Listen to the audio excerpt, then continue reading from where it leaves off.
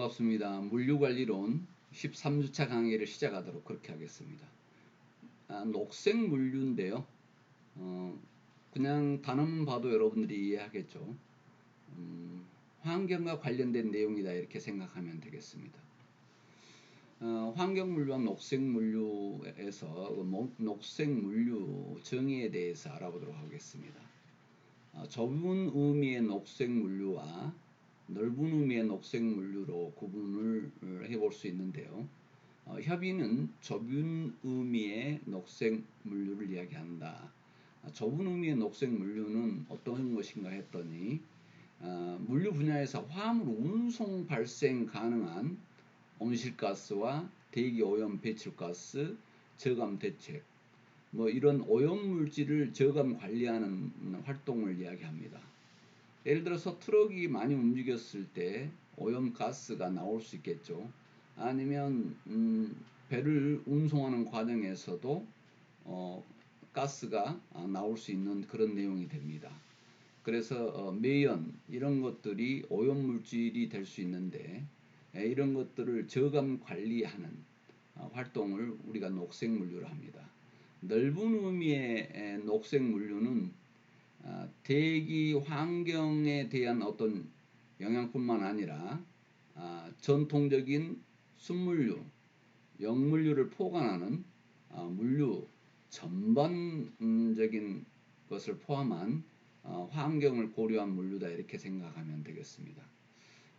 실제적인 순물류와 다시 거꾸로 움직이는 영물류를 포괄하는 그런 전반적인 내용을 이야기하는데요. 어찌됐든 오염물질을 최대한 줄이는 그런 활동을 함으로써 지구의 대기 환경에 영향을 줄 수 있는 그런 내용을 이야기합니다. 그래서 어떻게 하면 환경을 더 좋게 할 것인가 하는 그런 내용이 녹색물류다 이렇게 생각하면 되겠습니다. 지구는 대기 오염이라든가 이런 것들에 대한 폐기 물질이라든가 이런 것들에 대한 환경에 대해서 이런 물류에서도 이런 노력을 해줌으로써 굉장히 지구 환경에 도움을 줄 수 있는 그런 내용을 우리는 노력해야 된다고 하는 부분입니다. 이렇게 공급 체인에서 녹색 물류의 이익은 무엇일까 이렇게 봤는데요. 차량을 예를 들어서 운송 내용을 최대한 줄일 수 있는 합리적인 물류 체계를 갖춤으로써 운영비가 감소되는 요인이 있습니다. 환경에만 도움이 된 게 아니라 운영비 절감을 할 수 있다. 물류 합리화를 위해서 우리가 이미 배웠던 그런 물류 합리화들을 통함으로써 한 번이라도 더 오고 갈 수 있는 내용을 줄임으로써 환경을 보호할 수 있는 중요한 내용이 될 수 있겠죠. 또 기업의 사회적인 책임 강화 역할이 될 수 있는 내용이 됩니다. 그리고 이렇게 횟수를 줄이는 물류 합리화가 결국은 수익 개선에 도움을 줄 수 있다는 것입니다. 또한 쓰레기 및 폐기물을 감소할 수 있는 내용을 평소 물류 과정에서 신경을 쓴다면 이런 것들이 감소됨으로써 환경에도 도움이 되지만 쓰레기나 폐기물이 적게 나오게 하기 위한 과정 중에서 비용이 감소될 수 있는 내용이 있을 수 있습니다. 또 공급 체인의 가시성이 증가되고 재사용이나 재활용이 증가하는 내용이 있을 수 있다 이렇게 볼 수 있겠습니다. 그래서 재사용이나 재활용 가능한 내용들은 컨테이너라든가 팔레트라든가 이런 내용들은 거의 재사용하고 재활용하는 경우가 많고요. 또 한 가지는 포장물이라든가 이런 것도 마찬가지라고 하겠습니다. 대형 포장물을 이야기하겠죠. 또 그렇게 최대한 운행 내용을 단축시킬 수 있는 효율화가 있었을 때 당연히 연료 효율성이 개선될 것입니다. 또한 그런 차량 이동이나 물류 합리화에 의해서 배의 이동이 줄어든다고 한다면 탄소 배출 감소는 당연히 이루어질 수 있는 내용이라는 것입니다. 그래서 이게 녹색 물류가 환경에 도움을 주기도 하지만 비용 감소에도 절대적인 도움을 줄 수 있다고 하는 부분은 우리가 생각할 수 있고요. 유동성 원자재 사용이 자동으로 감소되는 그런 효과가 있을 것이다, 이렇게 보는 것입니다. 또한 지금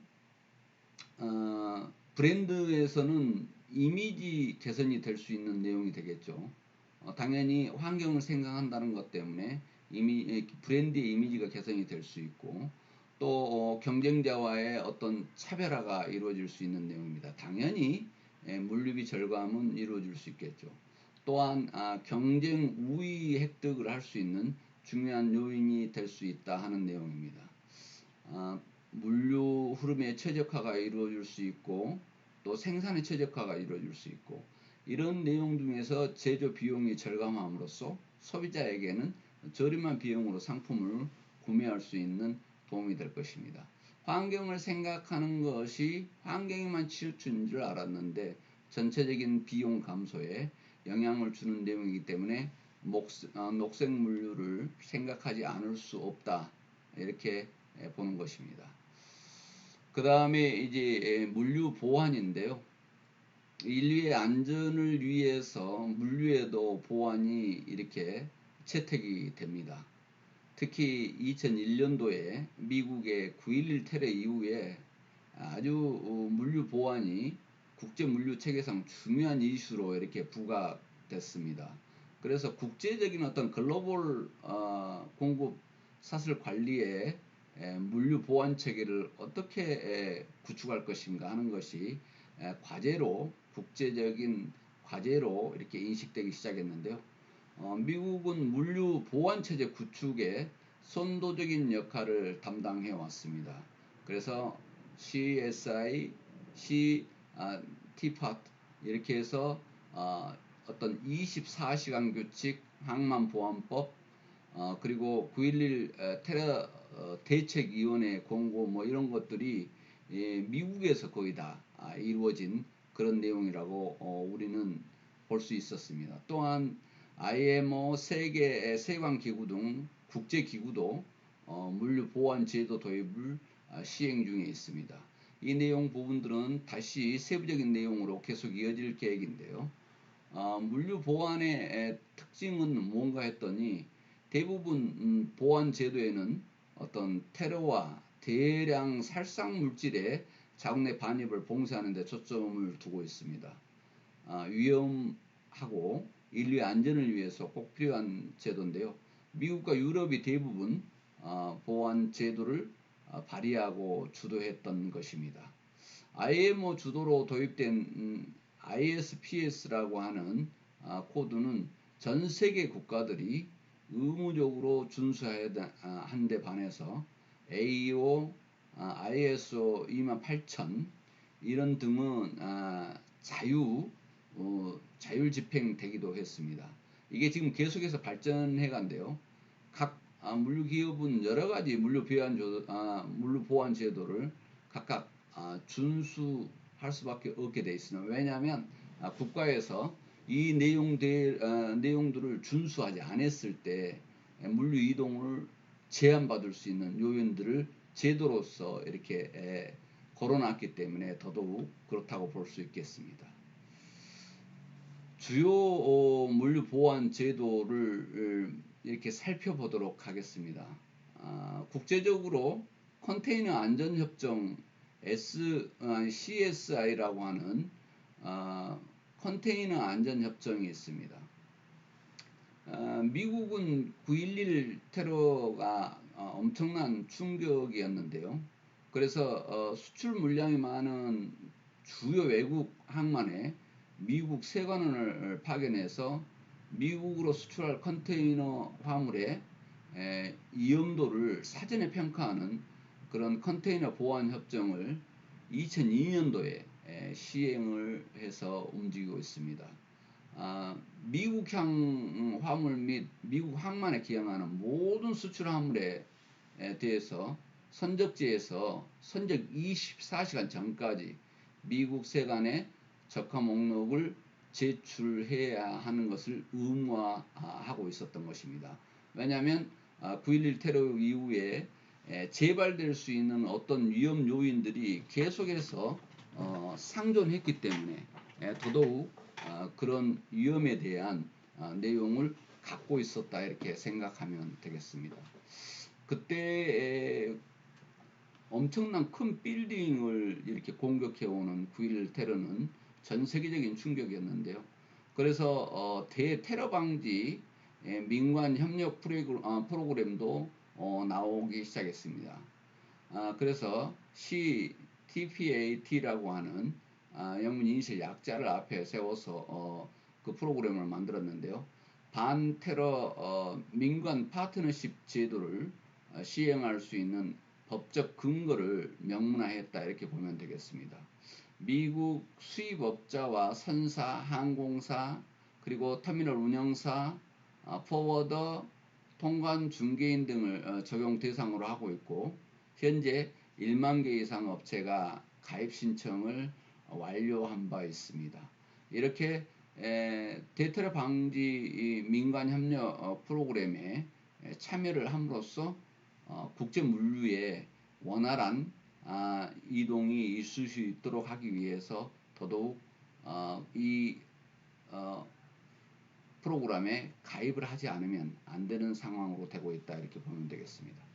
계속해서 지금 물류 보안에 관련된 내용을 이야기하고 있는데요. 공급 사슬 보안 경영 시스템이라고 하는 ISO 28000 그리고 ISO 파스 28007이라고 하는 두 가지 내용이 움직였는데요. 지금 보안 경영 시스템 이 내용은 물류 보안 제도를 수용 준수하는 보안 경영 시스템을 구축해서 국제적으로 보안 상태가 유지되는 기업을 인증받는 제도를 이야기합니다. 그래서 기업이 보안 경영 시스템을 인증을 받아서 무역하는 데 원활하게 할 수 있는 내용인데요. 이 내용은 운송업체, 보관업체를 등을 포함해서 하여튼 공급 사슬 내에 있는 공급 체인 안에 있는 모든 기업이 적용 대상이 됐습니다. 또 이 ISO 인증 시 이점은 보안 수준과 능력 개선, 보안 리스크의 효과적인 보안 리스크에 대한 효과적인 관리 가능 그리고 도난, 손실, 교환 등의 감소로 서비스, 제품과 서비스 안전성 향상이 됐다고 볼 수 있겠습니다. 그리고 공급 사슬 관리에 향상이 되고 물류 프로세스 관리 능력이 향상이 되는 효과를 가져갈 수 있었다 이렇게 보면 되겠습니다. 우리나라 경우는 2008년 부산 신항만이 인증을 취득했고 한진, 범한, 판토스, CJ, GLS 등이 인증을 획득을 하게 됩니다. 이 내용을 획득을 해야 항만을 운영하는데 원활하게 갈 수 있기 때문에 국제적인 이런 룰에 참여를 하고 있다 이렇게 보면 되겠습니다. 또 지금 나중에 다시 추가된 해안 보안 경영 시스템인데요. 여기에서는 민간 해상 보안업체, 민간 무장 보안 요원이 승선하는 것을 충족하기 위한 개발이다 이렇게 보면 되겠습니다. 왜냐하면 민간 무장 보안 요원들이 승선하는 것을 충족을 시켜야만 이런 것들에 대한 안전에 대해서 문제가 없기 때문에 이런 내용들이 물류 보안으로 계속 추가되었던 내용을 볼 수 있습니다. 또한 이 물류 보안 제도가 계속해서 가속화되면서 추가되어 왔는데요. 공인 경제 운영 제도 AEO라고 하는 것이 만들어졌는데 이것은 AEO는 수출업체, 수입업체, 관세사, 운송인, 창고업자, 선박, 항공사, 하역업자 같은 물류 주체들 중에서 WCO의 수출입 공급 사슬 안전관리 기준 또는 이와 동등한 기준을 준수해서 자국의 세관으로부터 공인받는 업체를 이야기합니다.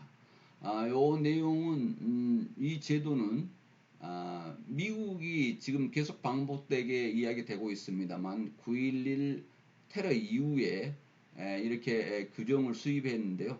초창기 물류 보안 제도는 보안에만 초점을 두었기 때문에 리드 타임을 지연시키는 무역 규제로 이렇게 작용이 되기도 했는데요.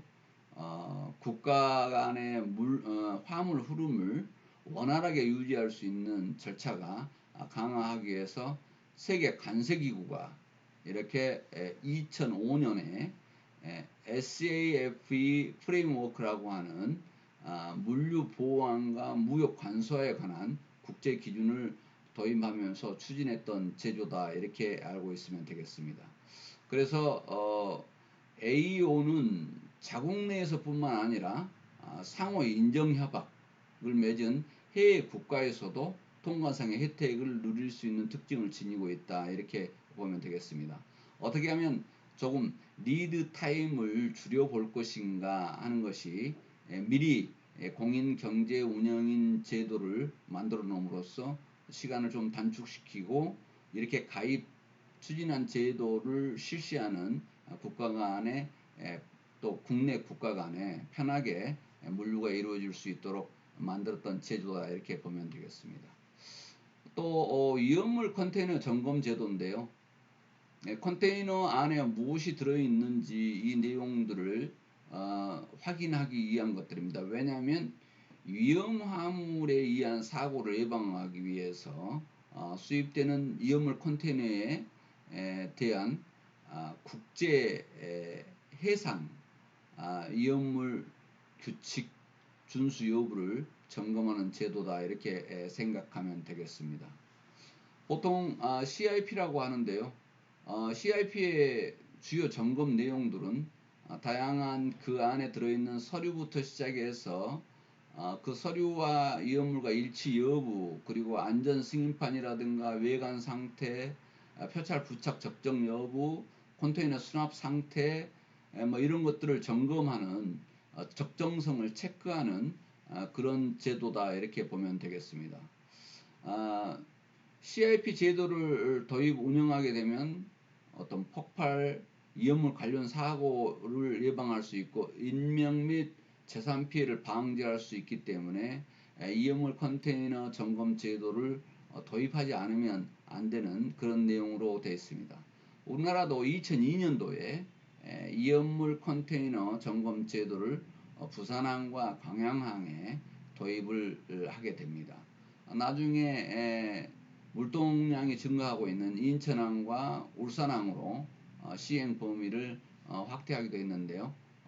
모든 항만들이 위험물 컨테이너 점검 제도를 도입하기에 이르릅니다. 국제선박 및 항만시설 보안구역도 있는데요. 항만시설의 어떤 보안구역, 그래서 ISPS 코드라고 하는데 이 ISPS 규정은 국제해상보안규약으로 이렇게 만들어진 건데요. 각국 정부와 항만관리당국 그리고 선사들이 갖춰야 할 보안 관련 조건들을 명시하고 또 국제무역에 사용되는 선박 및 항만시설에서의 보안에 관한 위협을 감지하는 방법과 보안 사고를 예방하는 방법에 대한 가이드라인을 제시한 규약이다 이렇게 보면 되겠습니다. 총 톤수가 500톤 이상의 화물선 및 국제 여객선, 국제 항만 시설 등에 대해서 적용을 했는데요. 이 규약을 지켜감으로써 세계의 안전된 물류 시스템을 이룰 수 있도록 하고자 하는 것이었습니다. 또한 항만보안법이 있었는데요. 물류 전반을 적용 대상으로 하고 있습니다. 대량 살상 무기를 차단하고 테러 예방 등을 목적으로 2006년도 10월에 미국에서 제정 공포된 항만보안법입니다. 이 테러 내용이 얼마나 무섭다는 것을 알기 때문에 이런 것들이 진행이 되어 있는데요. 이 세부 내용을 이제 살펴보도록 그렇게 하겠습니다. 24시간 룰이라고 하는 것이 만들어졌는데요. 미국으로 수출하는 컨테이너 화물에 대한 정보를 선적 24시간 전에 신고하도록 하는 제도를 이야기합니다. 그래서 미국으로 가는 컨테이너 화물에 대한 정보를 24시간 전에 신고할 수 있도록 하는 제도인데요. 그렇게 해서 대량 살상 무기라든가 테러 예방에 목적을 두고 했던 것입니다. 그래서 24시간 전에 적합 목록을 화물에 대한 목록을 기록을 해서 미국 관세청에 자동 적합 목록 시스템으로 신고하도록 하는 것입니다. 그래서 미국에서 그 내용을 확인할 수 있도록 하는 것이죠. 10+2 규칙이라고 하는 것이 있는데요. 이건 24시간 룰에서 수입 화주가 10가지, 선사는 2가지, 화물 적재 계획서와 콘테이너 상태 이런 2가지를 추가 항목을 제출하는 것입니다. 이것은 2010년 1월부터 의무화한 제도다 이렇게 보면 되겠습니다. 그래서 미국은 9.11 테러 이후에 굉장히 불안과 위험에 쌓여 있는 상황에서 미국으로 반입되는 모든 화물에 대해서 이런 항만보안법을 적용을 해서 미국으로 들어온 것이 문제가 없게 미리 보안 조치를 취했던 내용들이 항만보안법이다 이렇게 보면 되겠습니다. 세계 세관기구 WCO와 SAFE 프레임워크 이 내용에 대해서 알아보도록 그렇게 하겠습니다. WCO는 2005년도에 166개국 회원국 대표가 참석한 가운데 회의를 통해서 물류 보안과 무역 간소화에 관한 국제 기준을 채택을 했습니다. 물류 보안을 어떻게 할 것인가. 그 물류 보안 때문에 너무 또 리드 타임이 길어지는 것도 문제가 되기 때문에 무역 간소화에 관한 국제 기준을 채택하게 되는데요. 이 세관 기구와 SAF 프레임워크는 세관과 세관 협력을 하고 세관과 민간이 협력을 하고 AEO 조건, 자격 요건과 혜택 등을 로 구성을 했는데요. 그래서 그런 내용들을 지켜졌을 때 좀 더 빠른 물류 이동이 이루어질 수 있도록 했습니다. 그래서 제약을 주되 다시 그런 것을 지키는 나라, 기업 그런 물류에 대해서 리드타임을 줄일 수 있는 혜택을 주는 그런 것들이었습니다. 그래서 컨테이너 보안 협정과 반테러 민간 파트너십 제도가 결합된 것이다 이렇게 생각하면 되겠습니다.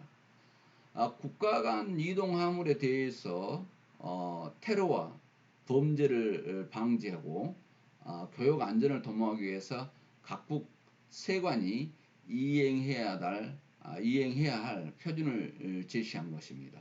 그래서 세관에서 이렇게 안전을 위한 각국 세관이 이행해야 될 어떤 기준을 제시한 것이 지금 물류 보안에 굉장히 큰 역할을 했다 이렇게 보면 되겠습니다.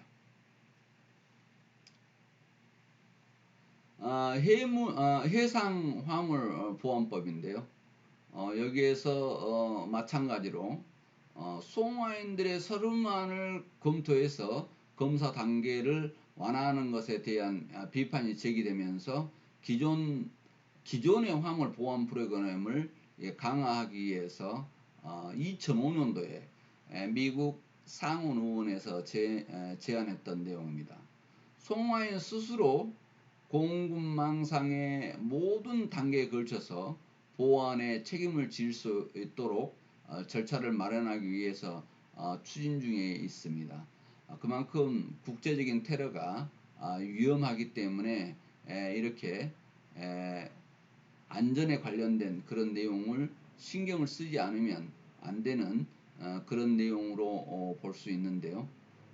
지금 물류 보안에 관련된 내용을 이번 시간에 전체적으로 살펴보았습니다.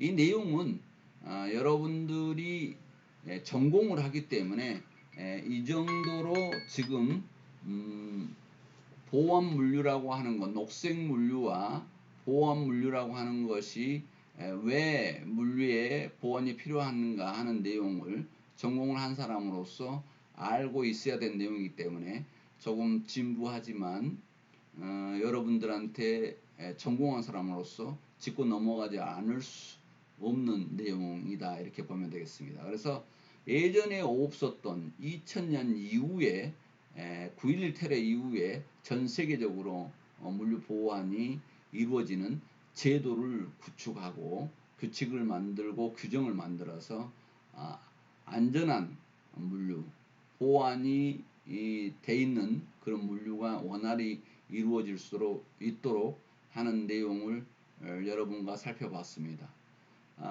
다음 시간은 물류 기술부터 여러분과 함께 하기로 하고요. 여러분과 약속된 시간이 됐으므로 13-1 녹색 물류와 보험 물류에 대해서 여러분과 함께 했습니다. 여러분 대단히 수고했습니다.